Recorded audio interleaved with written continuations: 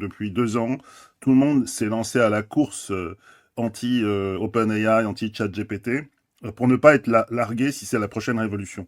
Et donc ça donne cette explosion que certains qualifient d'explosion cambrienne. C'est un moment donné dans l'histoire de la vie sur Terre où finalement les conditions de la vie sont apparues et elles ont d'abord commencé sous l'eau, dans les endroits favorables, avec des espèces d'organismes unicellulaires qui sont devenus de plus en plus compliqués et qui ont, à un moment donné, sont sortis de l'eau. Et par analogie, c'est un peu ce qu'on a vécu, et ça c'est la deuxième slide que me propose ChatGPT, on a vu arriver des tas de gens, en fait, qui sont arrivés dans l'univers qui avait été fabriqué par le net, avec des datas dans tous les sens, disponibles, ça c'est la première violence que le web a fait, parce que toutes les datas de tout le monde ont été, disons, traitées, volées, appropriées, sauf ceux qui les ont protégées. Et c'est sur cette base que finalement les modèles ont été entraînés et que sont apparus, alors ça va peut-être pas leur faire plaisir, mais différents modèles. C'est pas moi qui les ai classés, j'ai juste demandé. J'aurais plus vu des requins que des méduses, mais bon. Mais bon, c'est des formes de vie. Quand tu pousses l'analogie plus loin, tu lui dis, ben alors, qu'est-ce qui va se passer après? Là, il te fait une vision. Alors là, c'est carrément, il n'y a plus que des bestioles bizarres avec des machines. C'est une armée de zombies. Voilà, certaines sont des ordis, d'autres sont des mixtes, d'autres sont des organismes vivants qui ont intégré l'IA. Donc trêve de plaisanterie, parce que je pense que ChatGPT sait faire plein de choses, sauf prédire le futur, parce qu'il fait que parler de nos fantasmes, au fond. Je trouve que c'est un moment assez extraordinaire, parce qu'il y a un foisonnement. Il suffit qu'on regarde, par exemple, les annonces de cette semaine. Ce sont les énormes machines, par exemple, comme Nova, lancé par Amazon. Voilà. Donc là, on est dans la vision de quelqu'un qui pense que la tech va être partout. Et comme par hasard, c'est quelqu'un qui a du cloud et qui se dit, je dois être dans tous les compartiments, et qui depuis 2 ans met des bouchées doubles en investissant. Et là, tout d'un coup, il propose une vision globale qui va du bureau jusqu'au foyer.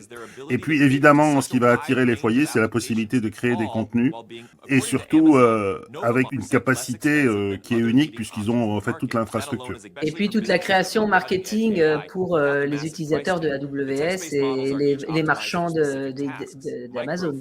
L'avantage comparatif, on va dire, comme on dit en économie, en stratégie, d'Amazon, qui est d'avoir ce cloud et d'avoir la vitesse, et puis des offres professionnelles. Comme par hasard, c'est au moment où OpenAI annonce son offre pro à $200 par mois l'abonnement pour avoir accès à tout. Donc c'est pareil pour Tencent. À la différence de OpenAI et de Sora où tout est fermé, chez eux, à condition que tu utilises les ressources cloud de Tencent, tu as accès à ce système qui est le plus fort qui ait jamais été fait en open source. On voit que la qualité est vraiment très très impressionnante. C'est un outil chinois, ça aussi c'est intéressant.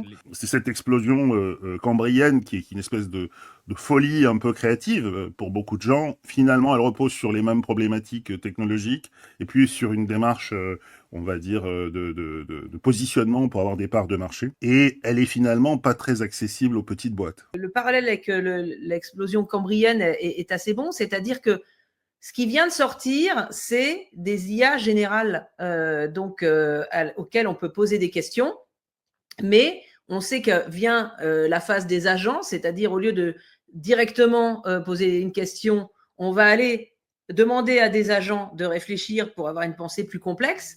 Donc, est-ce que finalement, dans cette phase-là, les IA générales sont les plus adaptées? Il y a un coût de fabriquer des contenus en IA avec des auteurs, parce qu'il va falloir payer la technologie, payer le cloud, payer l'accès et le débit, et puis ensuite peut-être être copropriétaire ou propriétaire de ce qui a été créé sur ces bases, sur ces plateformes.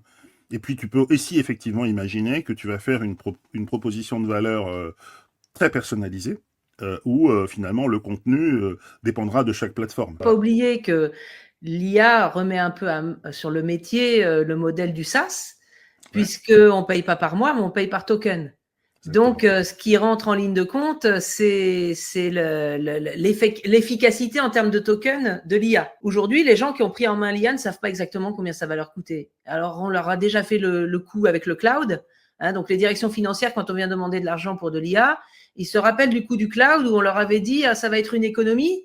Et puis, en fait, comme les usages se sont multipliés, en fait, et qu'il faut des gens plus qualifiés pour le maintenir, ou en tout cas pour s'en servir au mieux, finalement, ça coûte plus cher aux boîtes. Et c'est vrai que le coût, finalement, technologique, tout le monde est en train de se dire à qui je vais le faire payer.